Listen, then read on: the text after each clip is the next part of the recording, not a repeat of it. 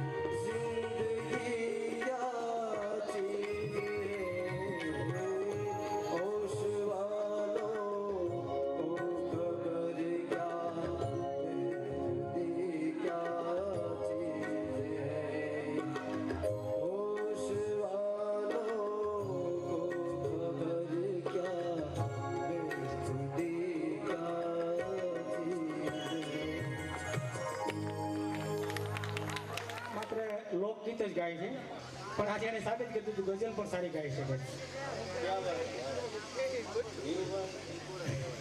આપણે નિર્ણાયકોનો નિર્ણય જાણીએ. નિર્ણય કરતા કોમેન્ટ કોણ આપશે તમે નક્કી કર્યો ત્રણમાંથી? હરેશભાઈ વડાઈએ. હું માનું છું ત્યાં સુધી ગઝલના કમ્પોઝિશનમાં માત્ર ભારત નહીં પણ વિશ્વની અંદર સૌથી સુગમ કમ્પોઝિશન આપનાર કોઈ માણસ હોય ને તો એ જગજીતસિંહ હતા અને છે. અને આ ગઝલનું કમ્પોઝિશન જગજીતસિંહે કર્યું છે. રાજુભાઈ, તમારે એ ગઝલને મળવાની જરાય જરૂર નહોતી. જે સ્તરેથી તમે એ ગઝલને ઉપાડી હતી એ સ્તર સુધી સીધા જ ચાલ્યા ગયા હોત ને તો તમારો અવાજ ઉપાડની સાથે બરોબર ફિટ બેઠો હતો. પછી તમે ગઝલને જે તોડી છે બરાબર, એ કદાચ હું એવું માનું છું કે ગઝલના સ્વભાવની વિરુદ્ધ હતું. અને ગઝલનો જે ગઝલ આખી છે ને એ મોહબ્બતના એકરાર કરવાની આખી વાત હતી, બરાબર. અને તમે એની અંદર દર્દને ઉમેરી દેતા હોય ને એવું હતું. એ ખરેખર ખુશીની ગઝલ છે. આમ તમે જોવા જાવ તો પોતાની પ્રિયતમા મળે છે અને મજામાં આવે છે, એના બદલે તમારી અંદર દર્દ આવતું હોય એવું મને લાગ્યું. બે અંતરાને તમે તોડ્યા ત્યારે. સરસ કોમેન્ટ. મિત્રો, અહીંયા જે સ્પર્ધકો આપણા છે કલાકાર છે, અને કલાકારોને આવી ટેવ અથવા તો કુટેવ હોય કંઈક ને કંઈક તરોડ બરોડ કરીને, બરાબર છે. પણ હું એ કોમેન્ટ નહીં કરું. એમાંથી જ સર્જન થતું હોય છે, કશું તોડો એમાંથી જ નવું સર્જન થતું હોય છે. પણ ઘણીવાર પોતાની વેદનાઓ પણ રજૂ થઈ જતી હોય. કંઈ વાંધો નહીં. પછી આપણે નેક્સ્ટ ગ્રુપ તરફ જઈએ. ચંદ્રશેખર આઝાદ ગ્રુપ, જેના શેર સિંહ પીપી યાદવ ગઝલ લઈને આવશે. પીપી યાદવ. ચમકતી ચાંદનીમાં આ રસ્તાનો અવતાર લાગે છે. મળે જો શાહજહાં તો એટલો પેગામ દેજે, નીચે સૂતેલી મુમતાઝને તારા પથ્થરનો ભાર લાગે છે. પીપી યાદવ.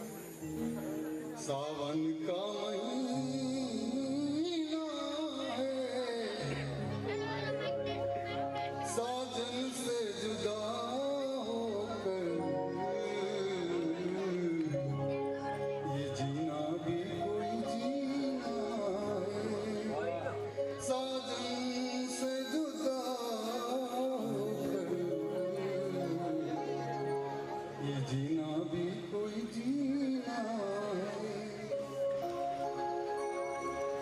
जब आंचल रात का लहराए, जब आंचल रात का लहराए और सारा आलम सो जाए, तुम मुझसे मिल समाज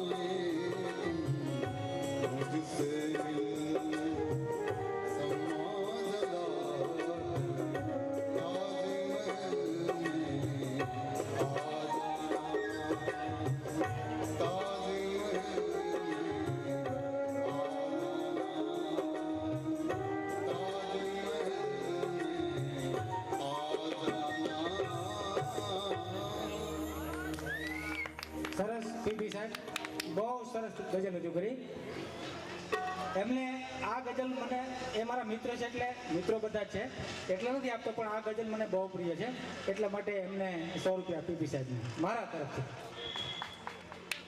ગઝલ પરથી એક શેર કહી દઉં કે દોસ્તીનું મીઠું દર્દ ગઝલ હોય છે, દોસ્તીનું મીઠું દર્દ ગઝલ હોય છે, શબ્દોમાં જ છુપાયેલી કોઈ ગઝલ હોય છે. તો હવે આપણે આ ગઝલ વિશે જજીસ પાસેથી કોમેન્ટ લઈશું. તાજમહેલ વિશે એવું કહેવાયું છે કે એના માટે એક શેર છે કે हम न होते तो आपको गजल कौन कहता, हम न होते तो आपको गजल कौन कहता, आपकी आंखों को कमल कौन कहता, आपकी आंखों को कमल कौन कहता, यही तो करिश्मा है मोहब्बत का, यही तो करिश्मा है मोहब्बत का, वली भला भला पत्थर की दीवार को ताजमहल कौन कहता. कमेंट आपसे हरेशभाई.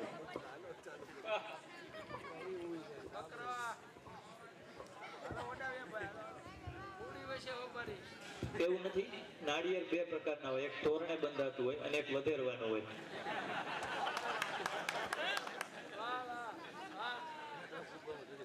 યાદુભાઈ, સ્વાભાવિક છે કે અમુક ગઝલો આપણે લઈએ ને તો એ સુગમ સંગીતની અને એમાં ખાસ કરીને સુગમ સંગીતના રાષ્ટ્રગીતો જેવી ગઝલો છે.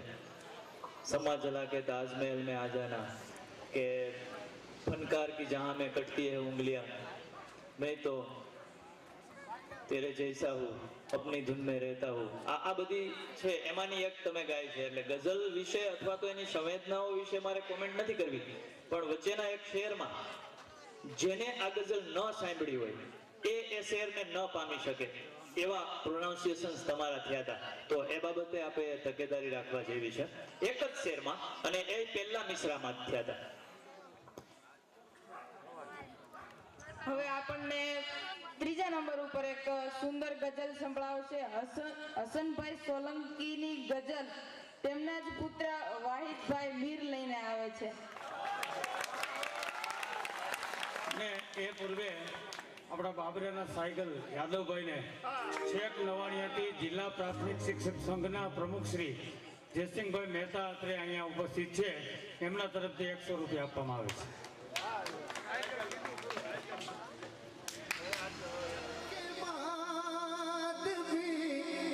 मुझको सता रहा है कोई फना के बाद भी मुझको सता रहा है कोई निशान का मेरी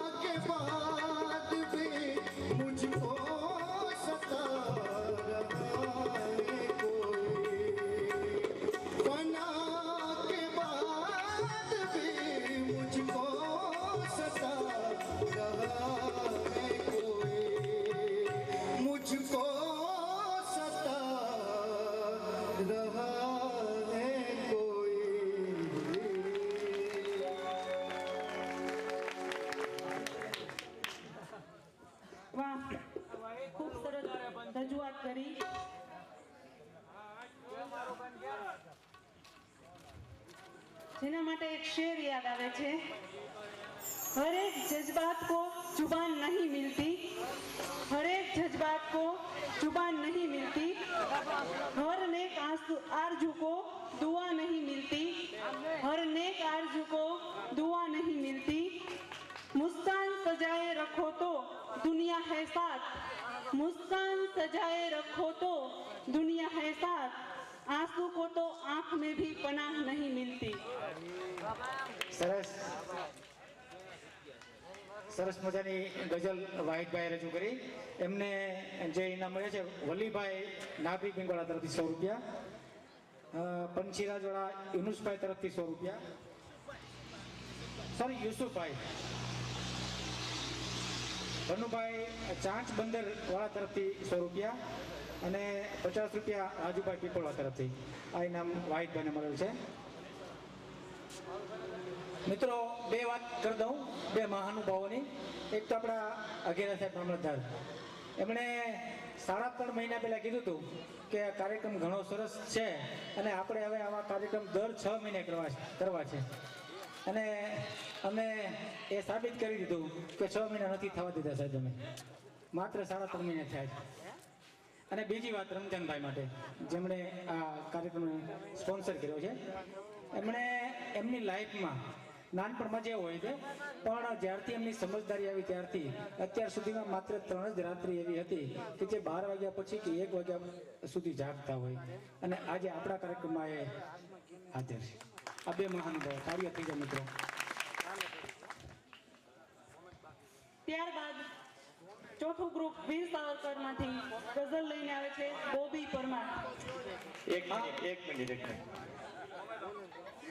હા યસ યસ, કોમેન્ટ તો એટલા માટે તો આપણે ઇન્ડિયન આઇડલમાં અનુ મલિક વિશે ઓલા બે જજે એવું કીધું હતું કે અનુ મલિક 5 મિનિટ વાત કરે ને તો 3 મિનિટ પોતાની કરે છે, 2 મિનિટ સ્પર્ધકની કરે છે।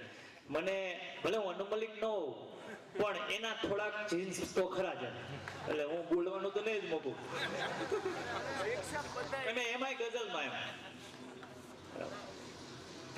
વાહિદભાઈ, जब दिल को डुबाता है तो होती है गजल, हद से ज्यादा दर्द उठाता है तो होती है गजल। ભાવનું બહુ સચોટ નિરૂપણ તમારા ગઝલમાં થયું। અને વાત બીજી, નહીતર આમ રેલો હૃદય સુધી પહોંચે નહીં, ઉપરવાસમાં જરૂર વરસાદ હોવો જોઈએ। આ અવાજનું પગેરું હસન ઇસ્માઇલ સોલંકી સુધી પહોંચે છે અને એમાં કોઈની તાકાત નથી કે આપણે એવું કહી શકીએ। આ અવાજ જો રિયાઝની સાથે ચાલે તો દુનિયાનો કોઈ જજ કદાચ કોમેન્ટ ન કરી શકે, એવી ક્ષમતા સુધી તમે પહોંચો, એવો અવાજ ઈશ્વરે તમને આપ્યો છે ને કદાચ ઈશ્વર બધાને આ ભેટ નથી આપતો હોતો। ખૂબ જ સુંદર અવાજના માલિક વાહિદભાઈ આ વસ્તુ ગાય। ભાવ નિરૂપણ બહુ સરસ થયું। એક કે બે જગ્યાએ તમે જ્યારે ટોનેશન લઈને પાછું ફેર્યું, કારણ કે તમારું તબલું છે ને એ રૂપકમાં હતું, બરાબર? અને રૂપક યુ નો દેટ ગમતો એક તાલ છે અને એ તાલમાં સેજ પણ ખરાબ હિંચકામાં આપણે બેઠા હોય ને તો હિંચકો ચાલે અને તમે ઠેસ આપો અને એનાથી હિંચકાનો લય ન ખોળંગાય તો એને ઠેસ કહેવાય, નહીતર હિંચકો છે ને એ તૂટે। તમે એકાદ જગ્યાએ તમારી મોટી ઠેસ કરી દીધી હતી, બસ, બાકી હિંચકો છેક સુધી સરસ મજાનો લયમાં ચાલ્યો। Thank you. સરસ હરેશભાઈ, જજ ઉપર કોઈ જજ નથી હોતા એટલે સરસ કોમેન્ટ કરી હરેશભાઈ। 50 રૂપિયા સત્તારભાઈ તરફથી અને 50 રૂપિયા હાજીભાઈ દાળવાળા, હા એમના તરફથી। મને જે કહેવાનું એ મુજબ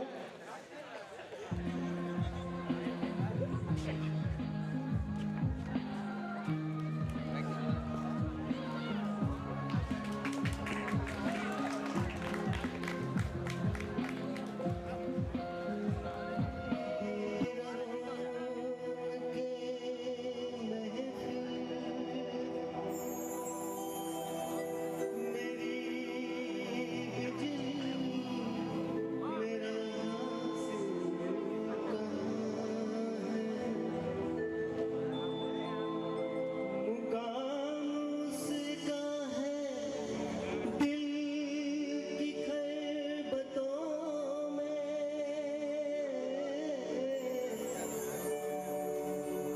खुदा जाने मुकाम दिल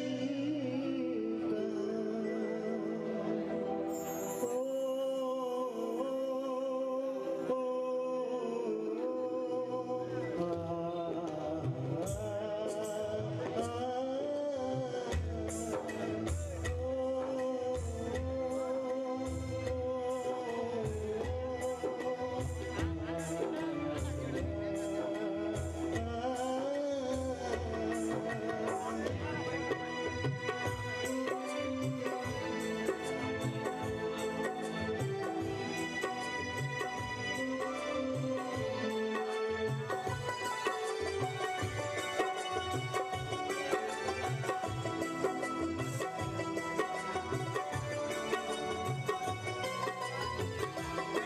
जिसी दिन से जुदा हमसे हुए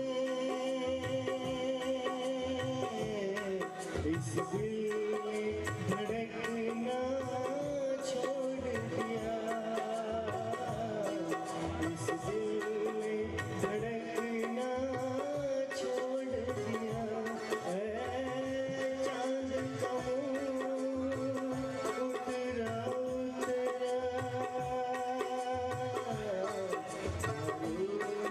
चमकना छोड़ दिया चमकना छोड़ दिया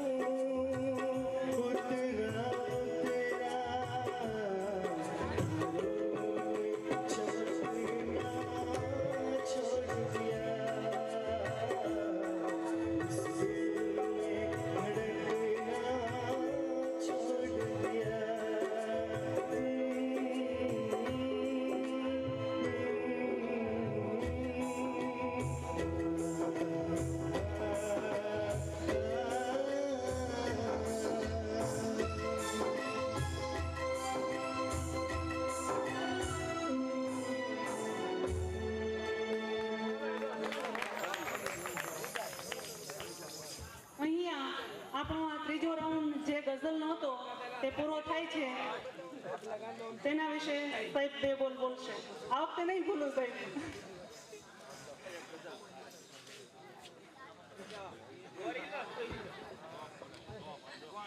ભવ્ય પેરેલલ અને છેક સુધી ગયા.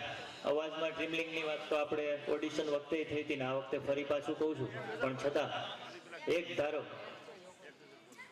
સરસ રીતે આખી ગઝલમાંથી પસાર થયા એ ચોક્કસપણે કહી શકાય. સાવિત્રીબેનનું પણ એવું કહેવું છે કે પ્રયાસ ખૂબ જ અભિનંદનીય છે. બેસ્ટ બાબુભાઈ પરમાર માટે, અને ગઝલ જેવી અઘરી વસ્તુ લઈ અને સરસ રીતે નિભાવી એમને કૌશિકભાઈ ભરાડ તરફથી 100 રૂપિયા. દયાબેન માટે વાત કરી દઉં, એમને પેપરમાં પેલું પ્રેસનર વાંચીને એટલે એમના સંબંધી કોઈ હશે બેરડીમાં, એમને ફોન કર્યો કે બેનને સ્પર્ધામાં રહેવું છે. મેં કીધું નહીં, ઓડિશન પૂરું થઈ ગયું, હવે રહી નહીં શકે. સાથે સાથે મને એ યાદ આવ્યું કે શિક્ષિકા બેન છે તો એ આવી સ્પર્ધાઓમાં કે કંઈક બોલતા હોય, એટલે 15મી ઓગસ્ટ એવું કંઈક હોય, તો મેં એમને ફરીને ફોન કર્યો કે તમે એનાઉન્સમેન્ટ કરો ખરા. કે મેં ક્યારેય કર્યું નથી, પણ પ્રયત્ન કરી જાઉં. હિંમત સારી છે એમની, એમના હસબન્ડનું પ્રોત્સાહન પણ સારું, વિમલભાઈ સાથે જ છે. તો એમનો આ સ્ટેજ પ્રોગ્રામ પ્રથમ છે, એટલે ક્યાંક ચૂક થતી હોય પણ એમ છતાં કાબિલે તારીફ કહી શકાય કે પહેલા વહેલા આટલા મોટા સ્ટેજ ઉપર બોલવું એ બહુ અઘરી બાબત છે દયાબેન માટે. હવે પછી આપણે નેક્સ્ટ રાઉન્ડ પર જઈએ. હા, અહીંયા ફરવા છે પરેશભાઈ માટે, વાહિદભાઈ માટે, નફીસભાઈ માટે બધું જ ગૌરવશું, પણ બધું જ ગૌરવશું. અત્યારે હાલ કોમ્પિટિશન ઉપર આપણે ધ્યાન આપશું. ના, વચ્ચે ન લઈએ કાંઈ.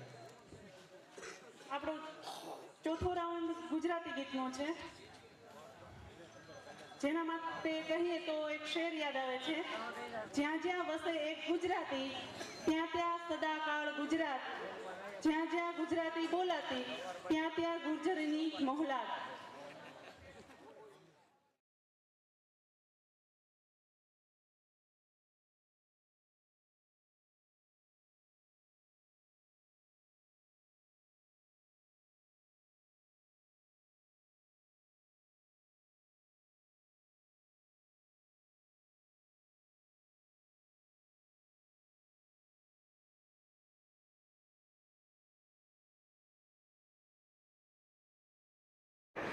તમને આ વિડીયો ગમ્યો હોય તો આ ચેનલને હજુ સુધી તમે સબસ્ક્રાઈબ ન કરી હોય તો સબસ્ક્રાઈબ કરો અને વધુ વિડીયો જુઓ.